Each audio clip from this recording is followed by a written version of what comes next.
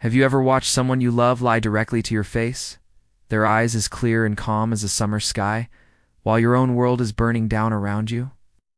The screen of my phone glowed in the 2 a.m. darkness of our Chicago bedroom, a single text message illuminating the ruin of my marriage. It wasn't from her.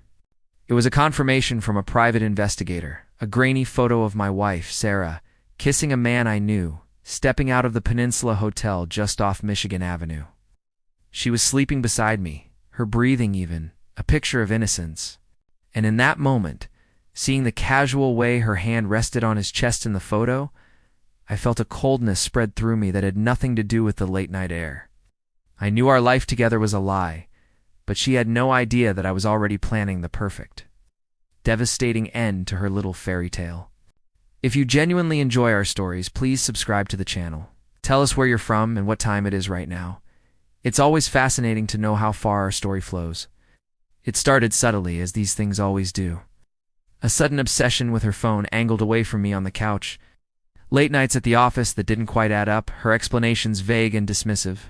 "Just wrapping up the quarterly reports, honey," she'd say, a new brittle edge to her voice. I was the loyal, trusting husband, the one who worked a steady, if unspectacular, finance job to support her boutique marketing agency. I was the rock. But my rock was being eroded by a slow, steady tide of deceit. I'd find receipts from expensive restaurants I'd never been to, tucked away in her coat pockets. When I'd ask, she'd laugh it off. "Oh, that was a client dinner." You know how it is.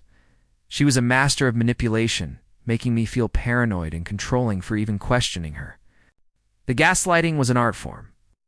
I started to feel like I was losing my mind, the foundation of our 10-year marriage cracking beneath my feet. The man in the photo was Mark, a slick real estate developer she'd met at a networking event. He was everything I wasn't, flashy, arrogant, dripping with a smug confidence that set my teeth on edge. They felt untouchable, wrapped in their bubble of lies and stolen moments in 5-star hotels. The humiliation was a physical weight. I'd sit in meetings, staring at spreadsheets, but all I could see was her face smiling at him. One night, after she came home reeking of a cologne that wasn't mine, I broke.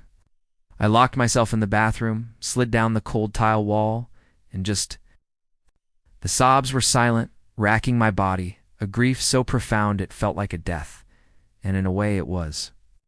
The man I was, the husband who adored his wife, died on that bathroom floor. When the tears finally stopped, something new and hard settled in his place. The grief turned to ice. The ice sharpened into a blade. My breakdown was over. My purpose was just beginning. I wouldn't just leave her. I would dismantle her life, piece by piece, with the same cold precision she had used to dismantle mine. I contacted a lawyer, the best divorce attorney in Chicago, a shark named Arthur Vance. On his advice, I became a ghost in my own home. I was attentive, kind, even loving. I played the part of the oblivious husband, all while my investigator was building a mountain of evidence. Bank statements, hotel records, photos, videos. Every lie she told was a nail in her own coffin, and I was handing her the hammer. I set the trap for our anniversary, our 10th. I booked a table at Alinea, the 3 Michelin-star restaurant she'd always dreamed of going to. A surprise, I told her, and she beamed, the picture of a happy, cherished wife. "Oh, honey, you shouldn't have," she'd gushed, kissing me with lips that had kissed him just hours before. The day of our anniversary? While she was at the spa getting ready for our celebration, I was in Arthur's office on Wacker Drive, the city's skyline, a cold gray backdrop. The divorce papers sat on the polished mahogany desk. I signed them with a steady hand. The petition cited adultery, and attached was a thick, damning appendix of evidence. That evening, she was radiant, dressed in a stunning gown, her eyes sparkling with excitement. She talked about our future, about a trip to Italy we'd always planned. I smiled, raised my glass of champagne, and toasted 2 new beginnings. She thought I meant ours. As the first exquisite course arrived, her phone buzzed. It was an email. I watched as her face went from beaming joy to confusion, then to pale, slack-jawed horror. It was from Arthur's office, the divorce petition attached. Her eyes darted from the phone to me, wide with disbelief. "What is this?" she whispered, her voice trembling. "That," I said, my voice calm and even, is our new beginning. Yours and mine. Separately. The color drained from her face as she scrolled. Seeing the photos, the dates, the locations, the public exposure was the final act.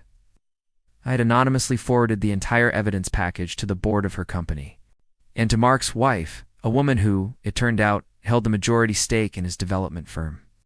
Sarah's business partners called an emergency meeting and ousted her, citing a morality clause in her contract. Mark's wife filed for divorce, freezing his assets and leaving him in financial ruin. Sarah was left with nothing. No husband, no lover, no career. Just the wreckage of a life she had torched with her own arrogance. I saw her one last time, months later, across a crowded street. She looked hollowed out, a ghost of the vibrant woman I once loved. Our eyes met for a fleeting second, and in hers I saw the full, crushing weight of her ruin. I felt nothing. No pity, no anger, no love. Just a quiet, empty silence. The house sold, the memories packed away in boxes, and I moved to a small apartment, overlooking the lake. Sometimes, at night, I stand by the window and watch the city lights glitter on the dark water. I didn't win. We both just lost. The end.